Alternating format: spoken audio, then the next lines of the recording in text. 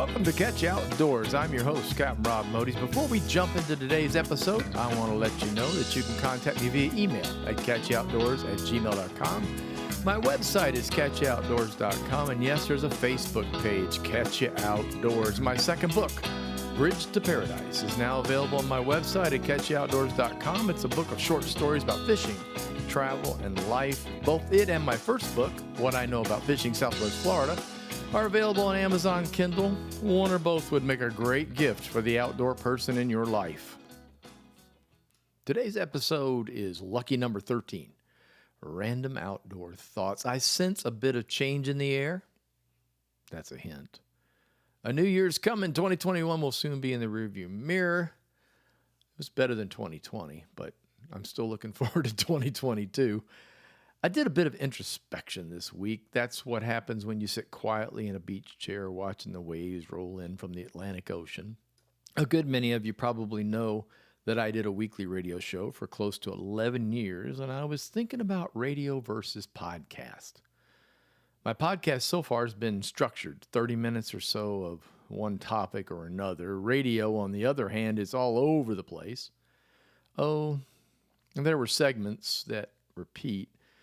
In my case, those were reporting the weather and tides each morning for fisher folks. Anyhow, I enjoyed the randomness of radio and thought to myself, I'd like to bring that to my podcast. So begins a new era. The name, Catch Ya Outdoors, remains the same, but the subjects each week will be multi with many different outdoor chapters. The time may also lengthen a bit, but not a lot. I really and truly don't want to bore my listeners. So while there'll be many, many more topics thrown into one podcast, none of them are going to run a tremendous amount of time. I might do, segments later that add a little bit more here and there of details and things like that. But for all intents and purposes, I'm going to run with what's happening now, present it as what's happening now, and then more or less just move on. The upcoming title guide that I publish each week on my website at catchoutdoors.com will not only have a title, but would add a bit more subject matter to the listing. The previous titles will go away. You can see them easily on Spotify or Apple Podcast and decide there if you wish to listen to a previous podcast. So I think that'll take care of that. So anyway, here we go. I hope you enjoy the changes. I expect to hear from you. Positive or negative would be great. So we'll start with, good grief, Christmas is right around the corner. By the time you listen to this, it will be Tuesday or Wednesday of next week, 21-22. 21st, 22nd. Sorry, don't want to confuse that with the year. Wow, that's crazy. Christmas is what, Saturday? I believe that's right. So you'll be about 4 days out. So, man, you better get on it. If you're listening to it right now and Christmas is that close, woo. I finally got our cards mailed out. I finally got the last of the gifts ordered and have arrived, and so I'm feeling pretty comfortable at this point. I started way early. As a matter of fact, the day after Thanksgiving, I put up the Christmas lights, and I put up the Christmas tree just a day or two later, so we got an early start around the house, and I don't know, I feel good about that. Christmas, like last year, was important, and it was just as important this year. This year, it's going to involve a lot more family, and I'm very excited about that. So we have people coming in from out of town. My daughter and granddaughter are coming, and we're also going to go across state and do some visiting with my brother and mom. So I'm really happy about that. I was thinking about the folks up north at this time, specifically the Midwest. I lived in Kentucky for a while, and a long while, actually. And, man, the lower southwest point of Kentucky got absolutely whacked during the tornadoes, and I feel really bad for those people. We're up here talking Christmas, celebrating family and stuff, and most of those folks don't have a home, and I find that horribly tragic. There are a lot of people involved in helping them, and that's great. If you want to make a donation, Red Cross, that's where I go with it, just to send a buck or two. Every little bit counts. But it really disheartened me that it happened when it happened, because it's so close to the holidays, and I know how tough that can be. So on the flip side of that, on a more, I don't know, I'll use laughter, happy, whatever point, I am getting tons and tons of posts and messages from friends of mine, especially previous charter customers from up north, who are in the middle of snow up to their yin yang. It's like I'm sitting there going, I mean, I hate to tell you this, folks. When I'm recording this on what day? Today is Thursday. I'm recording this on Thursday. So you're hearing it on Tuesday. On Thursday, it's currently 85 degrees in Fort Lauderdale. We have a light breeze. There's no rain. It's partly sunny. It's beautiful. It's a little breezy. It's a little breezy for the beach right now, and it will be for a couple more days. Things will settle down a lot on Saturday and Sunday, but the weather has been Florida. I mean, spectacular Florida. It's warm, sunny, just like it should be. It's the oddest thing, though. It's very difficult for outsiders to get into the Christmas spirit when they come to Florida at this time of year. I had one gentleman tell me it puzzled him no end that people were shopping for a Christmas tree at a corner Christmas tree stand in shorts and T-shirts. He said he drove by and did a double take because he was like, what are the Christmas trees? Oh, that's right. It's Christmas. We put our lights up. We decorate. We have a good time with this. But the reality is we can do all of that in shorts, T-shirts, on the beach, in bikinis and bathing suits. So it is a different world. I'm sorry it's snowing on my friends up there. I'm sorry if it's snowing on you, the listener. Move. Come on down. Plenty of room down here. Come visit us at Christmas time. It's a great place to be. Speaking of beach time, I mentioned that at the very beginning of the podcast. I love going to the beach, and it's a great place for contemplation and stuff like that for me. I mean, I really, really enjoy the time that I spend out there. I like to read. I like to grab a book usually and go with a book of some sort. Thank goodness they have the iPad or the Kindles are out because they're they're not waterproof, but you know what I mean, spray proof, mostly sand proof if you're very, very careful. Books tend to get damaged at the beach. I have a lot of old books that are, you can see the water stains on them. Heck, for all I know, there's probably sand stuck in between the pages. As we move into winter, the water in the Atlantic doesn't really cool off. It's an oddity. That on the east coast of Florida, the Gulf Stream's close by. So as the Gulf Stream moves by, the water stays a pretty consistent 76 to 78 degrees. It doesn't really ever drop much lower than that. Air temperature can be a whole lot cooler, but the water won't be, which is very different from what I experienced living on the West Coast. As soon as cold fronts come through, the West Coast water drops in temperature considerably. However, as of right now, they're also experiencing a very, very nice warm up and a warm time over there. I understand the fishing is absolutely terrific on the west side. On the east, I can't wait to get back to fishing. It's been just a zoo. There were a lot of things going on in my life, family, medical, all kinds of things are slowly getting ironed out. Now I've got visitors for a week. They'll be here till Christmas Eve. And then after that, getting into the new year, my New Year's resolution is going to be getting my butt on the beach and go fishing. It's just been a long time coming. And it's just, I don't know, it just kept going backseat. And I'm going to make a concerted effort to change that. Reading, something I really like to do. I had a podcast early on about Florida authors and the books that they write. And I recently got another book that I mentioned to some friends called Lords of the Fly. Lords of the Fly. Okay, so plural on the first word, singular on the last, unlike the novel Lord of the Flies. This thing is fantastic. It's by Monty Burke. And if you want to read something that's as close to just going fishing, this is without a doubt one of the best. But it's about the cover says madness, obsession, and the hunt for the world record tarpon. That's really what it's about. But it's much, much deeper than that.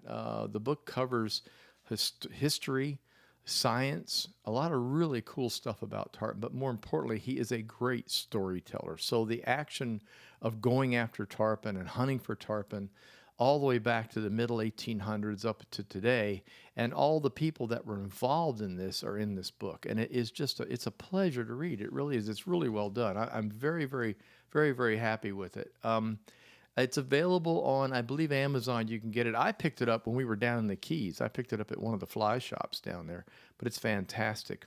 The only other book that I am as impressed with for reading is Marquesa. Marquesa is by Jeffrey Cardenas, A Time and a Place with Fish. Of course, No, seriously, this is a whole different ballgame. The Marquesa Keys is what this is about, which are a series of keys about halfway between Key West and the Dry Tortugas. So about, I don't know, 35, 40 miles out from Key West, you run into the Marquesas. The Marquesas is where a lot of the wrecked galleons of the Spanish Main were found. The things that the gold ships that went down in the area after pillaging South America. So that particular area, the story is that Jeffrey went out there and basically stayed for 45 days on a houseboat without anything but fishing gear and food and things being brought in at times, mail being dropped, things like that. But he essentially stayed by himself for 45 days in the Marquesa Keys, and it's beautifully written. It's short enough to where it's a day's read, maybe two, depending on your skill at reading. But you were definitely there. You were taken there like no other book I've ever read before. From the flap of the first book I mentioned, Lords of the Fly. In the late 1970s and early 1980s, something unique happened in the quiet little town on the west coast of Florida known as Homosassa. The best fly anglers in the world all gathered together to chase the same holy grail, the world record for the most glamorous and coveted of fly rod species, the tarpon. The anglers spent all day on the water, competing, and would gather each night to socialize and party, some harder than others. And the world record fell nearly every year. But records weren't the only things that were broken. Hooks, lines, rods, reels, hearts, and marriages didn't survive either. These two books, the Marquesa is actually the name, Marquesa and Lords of the Fly, are probably two of the best fishing books I think I've ever read. And there are a lot of really, really good ones out there. I'm very lucky to have an enormous collection that my grandfather left me. He was an avid book reader about the sport of fishing, and he collected a lot of great authors of the time back in the 40s and 50s, and I've read a lot of those, and it's really nice to see that this tradition continues with today's authors. Changing gears, Janelle and I finally got back on the dinner lunch trail. It's been crazy with the COVID and all the crazy nonsense, and where can you go and where can't you go and that kind of stuff. Florida's been pretty lax, and it's really gotten very good over here on the East Coast. Things have opened back up. We also have a tremendous advantage too. We are able to eat outside. We don't have to worry about being inside in the cold, and most of the restaurants, when the edict came down that you had to space people and do outside dining, it really wasn't a big problem in our area.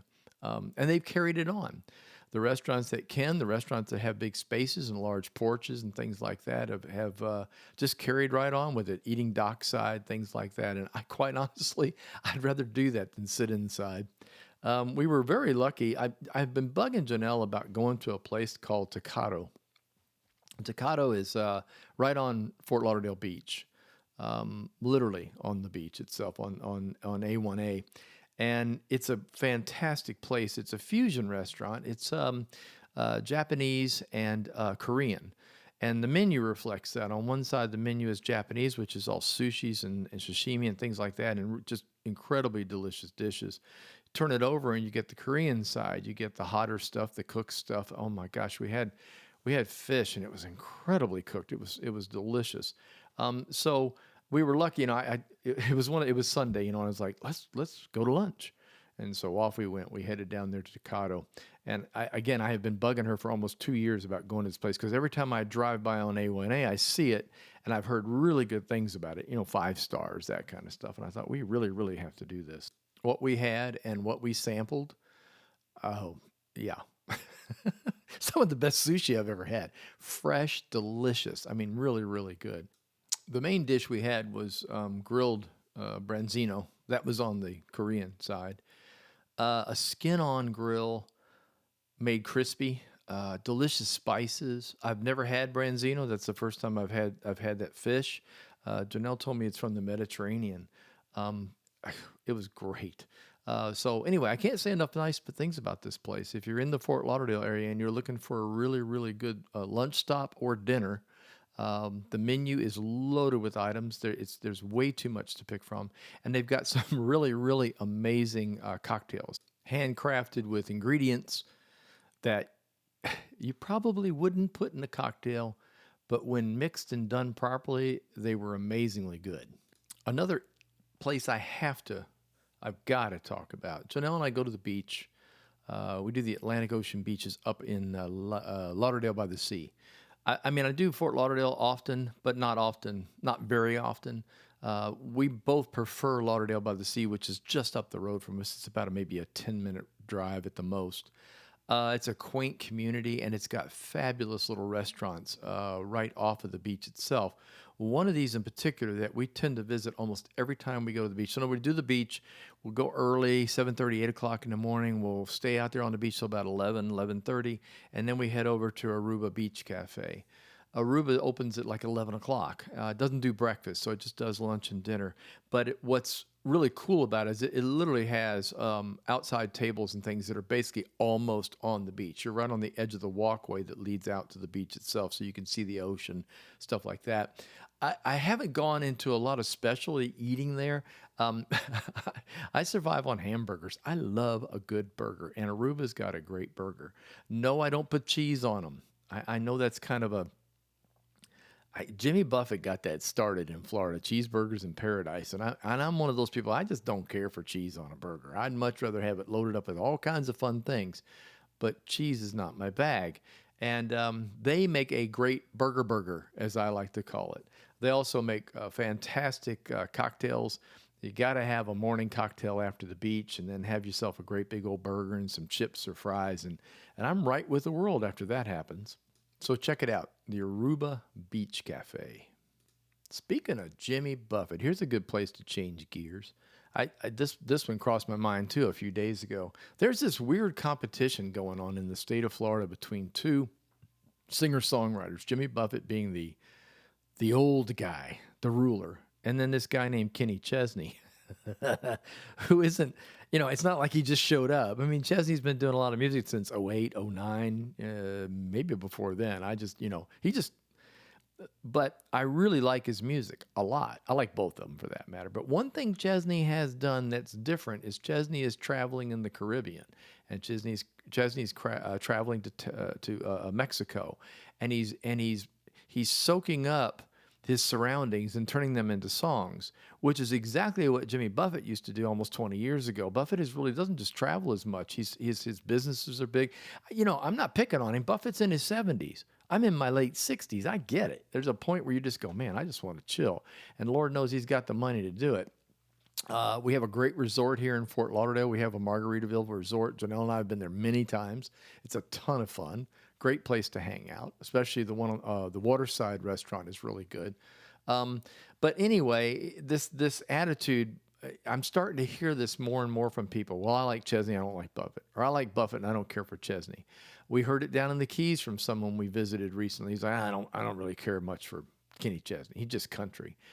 No, he's not really. He's another trop rocker. I mean, he does country, but he also does an awful lot of very, very good songs about hanging out at beaches and boating and the Caribbean and all the things that go along with it. In Florida, he's performed in he sneaks into Key West and performs at Sloppy Joe's and across the street at Hog's Breath. And so, I mean, he knows his crowd.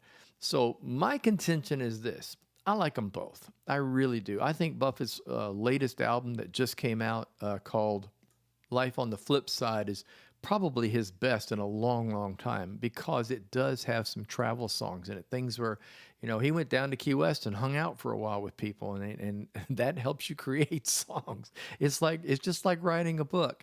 Doing my fishing book was more about just all that time I spent on the water. That was an easy thing to write. The second book wasn't so easy. That was mostly stories and things that happened to me, and I had to go back and remember and stuff. But the same thing's true for these singers, these guys that write these songs. They really, they need to live it to get it right. And you'll see that in the better songwriters, the songwriters that live, the Bruce Springsteens of the world, who grew up in New Jersey and know how to write about New Jersey. I'm not a huge Springsteen fan. Don't hold that against me, but I deeply respect his songwriting capabilities. So I'm going to very carefully straddle the fence. I spend a lot of time on Sirius XM radio in my Jeep, but I only punch 2 buttons. There's No Shoes Radio. That's Kenny Chesney's channel. And then on the other side is Jimmy Buffett's Margaritaville channel. And I generally just flip back and forth between the two. It's a nice vibe. It's good when you're living in a beach town to hear that.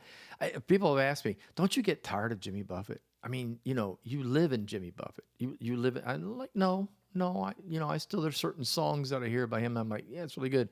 And Chesney, the same thing. It's like, oh, heck, you live on sand. You don't live up north where these songs are really going to make an impression on you. You'd be surprised how much of an impression they make on Floridians. We're very proud of where we live. We're very happy to be where we are. We're in sun and sand 365 days a year. I saw a recent story on the news about Broward County parks, along with state parks across Florida, and a lot of other city parks, how busy they've been and how the numbers are way up over what they were 3 and 4 years ago. They attribute it to COVID. A lot of people were locked indoors in 2020, and the first thing that opened up were outside spaces, and especially in our area, a lot of the parks were actually closed. State parks were closed for a while, which was annoying, but I won't get into that part of it. But anyway, I understand why they did it. We had spring breakers out the wazoo on the beach, and they couldn't get rid of them. So they closed the beaches and the kids left, and it worked pretty well. But it also affected us, those of us that weren't partying and just wanted to go to the beach to sit and relax and to get away from all the COVID stories. Anyhow, 2021, just recently, within a few weeks ago, they announced that the park registration and paying for park passes, annual passes, all that stuff is up in all the different parks, especially in the state parks and in the county parks. So I was really excited to hear that, because that means people are getting outdoors by accident. And I mean, that's what this show is about. It's catch you outdoors. I mean, that's what we're all about. I really, really, hanging in the house, watching TV, whatever, playing video games, which I do. I play video games. There are games I like to play. But I also like to get outside. I like to grab a kayak and go kayaking, go fishing, walk on the beach. Just sitting on a beach, reading a book is pleasant to me. So it was really nice to hear that this has happened to a lot more people than just us. And that helps the park facilities immensely. They get money, a lot of incoming funds to help expand the parks, work on the parks, and make them better and better. One thing about wintertime in Florida is the bug count goes down. We lose our humidity is what really happens here. It's not the temperature so much. We still have temperatures. A normal winter temperature about now would be 78. We're in the 80s because we just are. It happens. We're getting south winds right now, southeast winds. And as the winter goes by, our average high temperature will be about 78, and the low temperatures will be 60, 62, 64, like at night. So a nice warm up once the sun comes up. This is the time I and Janelle like to go hiking. Summer hiking is good. You see a lot of flora and fauna that you don't see in the wintertime, and vice versa. But you also, it's quite buggy. I mean, you have to spray. You have to consider the fact, is it really wet where you're going, or is it a dry park? Has it got a little altitude? Does it drain? Things like that. We found a park in the summer. We went there for, believe it or not, they had a plant sale. They advertised local Florida plants, which we're both really into. Plant local horticulture when you can. It doesn't require a lot of work to plant something in Florida that actually belongs in Florida.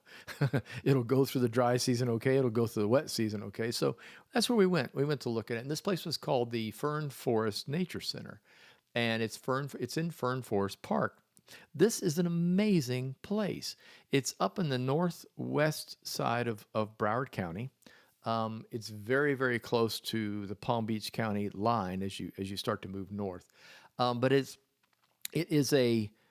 weird. There's no other way to put it. It has dips and ditches and caves, and they built a boardwalk over this thing. It's basically, it's a runoff. It is a river of water, of draining water that runs from north to south through this area. And because of it, it has a tremendous variety of ferns, thus the name. It's gorgeous. We want to hike it. We're going to go up. We're going to try this in a few weeks. I've already mentioned it to her. I'm like, we really have to go try this park now that it stopped raining. because there was there was a lot of mud. As a matter of fact, they even had a thing out there. Okay, if you're going to go, bring your boots. You have to wash your boots off before you come here. Don't use our restrooms unless you take your boots off. That kind of. It was really, it's messy, but that's changed, and I'm really looking forward to getting back in there and investigating what's in there. We saw some beautiful trees, birds, butterflies, all kinds of fauna. And I'm totally into that. And as we've spent the last 2 years here, we have discovered more and more parks like that. There is just an amazing amount of green space in Broward County, more than I thought. You know, you kind of associate it with Fort Lauderdale, big city, high rises, big buildings, but there's an amazing amount of places to hide, places to explore. And when you're in these places, you completely forget there's a city nearby. The sound even changes. So we're looking forward to doing that. I'll report on that once we get done with those hikes and let you know what that was like. One last thing we talked about, the two of us, we're plotting and planning now. See, we came out of this deep freeze. You know, no pun intended. Well, it was in a way. Everybody's locked inside. I mean, it's kind of, I remember being in Kentucky, you know, in the wintertime, it's like nobody does anything. You sit inside and you lose your tan and you play board games, basically, and do a lot of reading. Yeah, well, it was like that when COVID down here. So now we're plotting. We're plotting big time. And one thing that Jonelle has never done, which surprised me, she's been all over the world, literally. Africa, Greece. She's lived in Hawaii. She's a world traveler. She's been all over the place. She's never been on a cruise. and we literally live in the cruise capital of the nation here in the Miami-Fort Lauderdale area. We have two of the biggest ports going that run cruise ships.